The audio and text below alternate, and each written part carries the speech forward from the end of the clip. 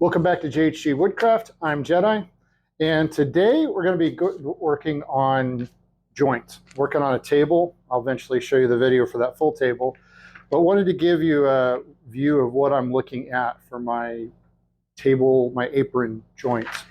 And so I was going back and forth. Do I want to do some nice dovetails? Do I want to do a miter joint because you get that nice clean look, or butt joint it, or mortise and tenon? And so I keep going back and forth on kind of where I wanted to end up with this, and the customer's happy to kind of go along with my direction, so that's nice. So what I decided to do, kind of try and get the best of both worlds, is I'm going to do a miter joint, but I want to put splines in it. So to do that, I'm going to use my biscuit joiner to put the splines in. And so I've got it clamped up, and I'll run the biscuit joiner along the top and run a couple of cuts. And then that will be where my splines go in, and I'll just be able to tap them in, glue them up. That'll give it that nice added look, as well as give it some additional stability, some added strength over just the miter joint. You know, kind of give me the combination of miter and dovetails with a cool look to it. So that's what we're going to do.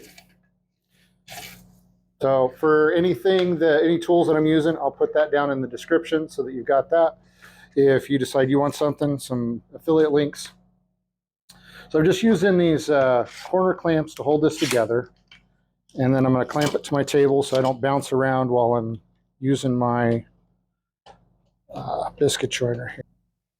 So you know what I'm going to do? I'm actually going to do that with the clamp itself. That'll work better.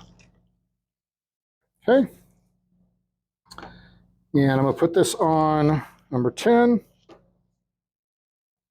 Just line it up here. You've got, on most biscuit joiners, you've got your mark of where your center line is. So I'm just line up the center line with this side of the joint and the back end of the joint, and I should be good to go.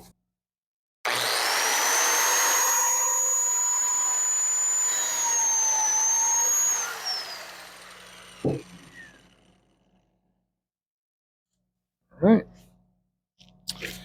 So now I got my notch for the spline. What I'll do when I'm not doing this as a sample is I'll go ahead and I'll actually glue these up first, and then I'll do the splines. So I'll take that spline, just kind of fit it into here. And what I did for these splines, I just made them myself. Just cut it down with a bandsaw, and then sanded them down a little bit. I like them to be super tight. Just get it till it's all the way back in there on both sides of that joint. I'll take her edge saw,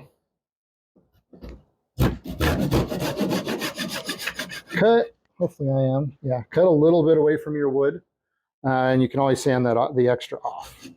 Won't take much to do that at all.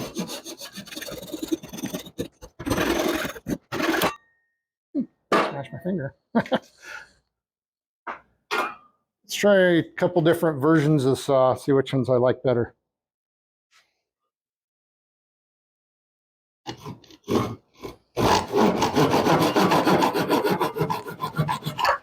Yeah, I think I like the pull saw better, although I was able to get a little closer with the other one without scratching it up. All right, so now I got the spline. Now I'll just take the sander, our little orbital sander, and sand that guy down.